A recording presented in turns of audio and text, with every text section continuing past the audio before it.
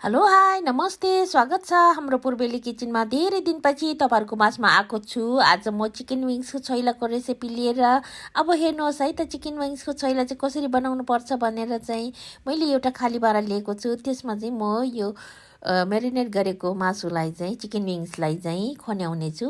यो मेरिनेट चाहिँ मैले हिजो बेलुका नै गरेर फ्रिजमा राखेको थिएँ र यसमा चाहिँ बेसार र नुन मात्रै हालेर चाहिँ मोलेर राख्नुपर्छ।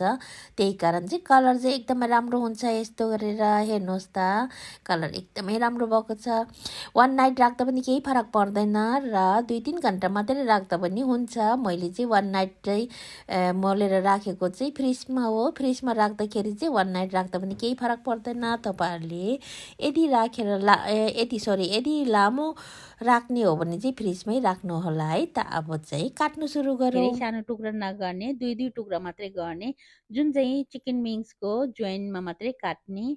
मैले यो भाँडामा खन्याएँ, पछि मलाई मोल्नु सजिलो हुन्छ भनेर ठुलो भाँडामा खन्याएको छु। अब चाहिँ हेर्नुहोला, म यो चाहिँ काट्नु सुरु गर्छु। मैले हात चाहिँ धुएर रेडी गरेको छु र मलाई धेरै दिनपछि तपाईँहरूको माझमा आउनु पाउँदा धेरै खुसी लागेको छ र म कामको व्यस्तताले गर्दाखेरि चाहिँ मैले भिडियो अपलोड गर्नु सकिनँ, सरी।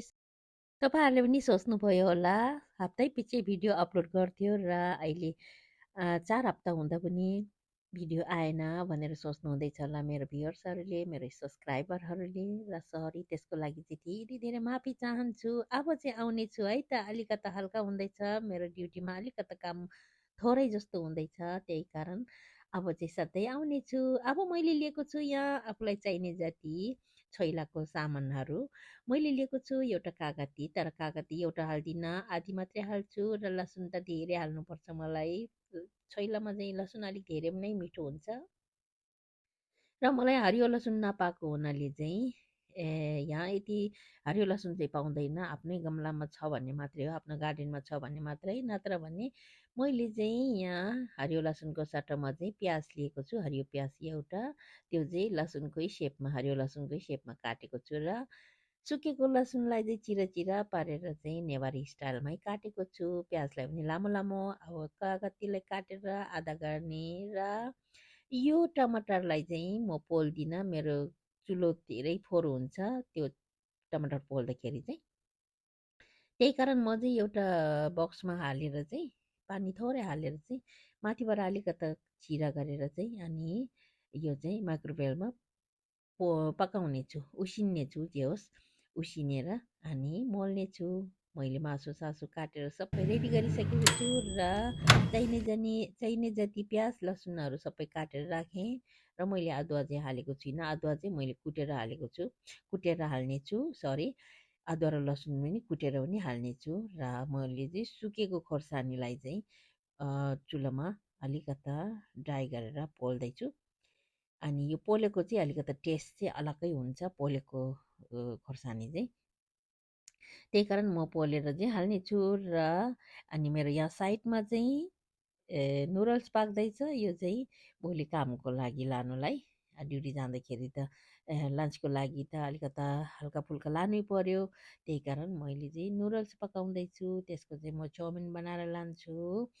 अनि अब यो खोर्सानी पनि पुरै धुवा आएर टोरेर धुवा आइसक्यो र मैले चाहिँ यहाँ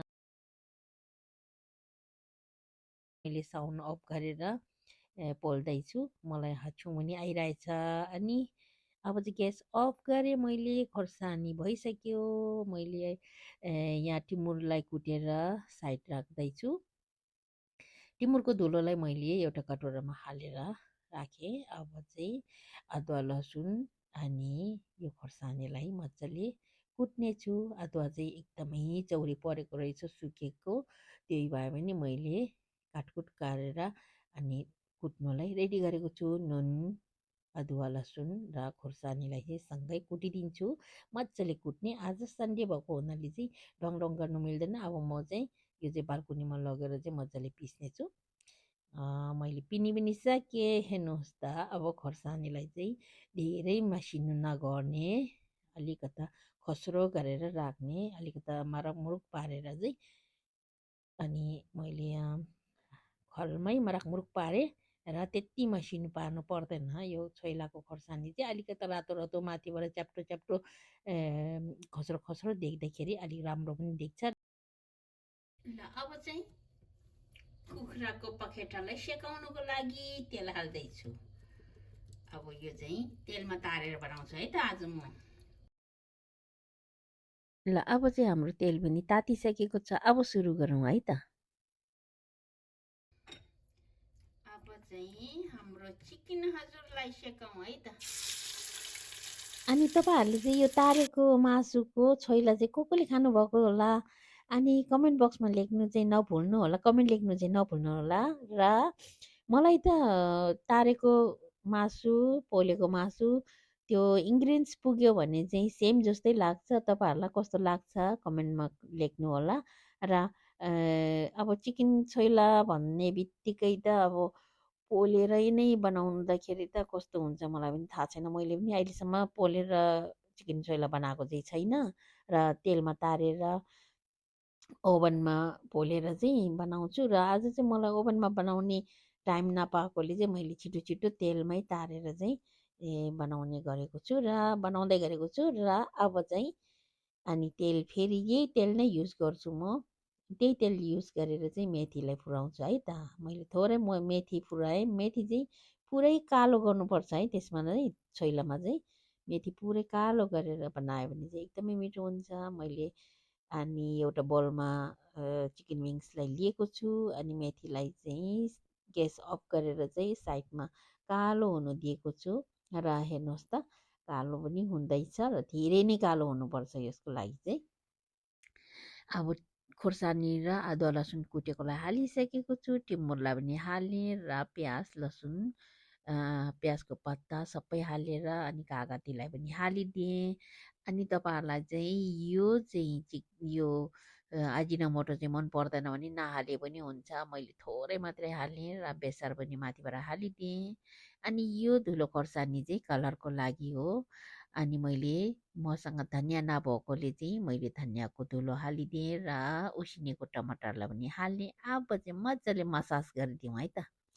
यसले चाहिँ एकदमै राम्रो मसाज हुनुपर्छ। र मैले चाहिँ पन्जा लाएको छु। सरी तपाईँहरूले नराम्रो केही नसोच्नु होला। र पन्जा लाउनुको कारण चाहिँ मेरो खोर्सानी चाहिँ धेरै पिरो भएको हुनाले चाहिँ हात पोल्छ भनेर सरी हात पोल्छ भनेर चाहिँ मैले पन्जा लगाएको हो। अब हाम्रो चिकन छोइला रेडी भयो। अब यमी यमी चिकन छोइला चाहिँ खानुपर्छ। यदि मेरो भिडियोलाई मन पर्यो भने लाइक सेयर कमेन्ट सब्सक्राइब गर्नु चाहिँ नभुल्नुहोला। अनि अर्को भिडियोमा फेरि भेटौँला। By by.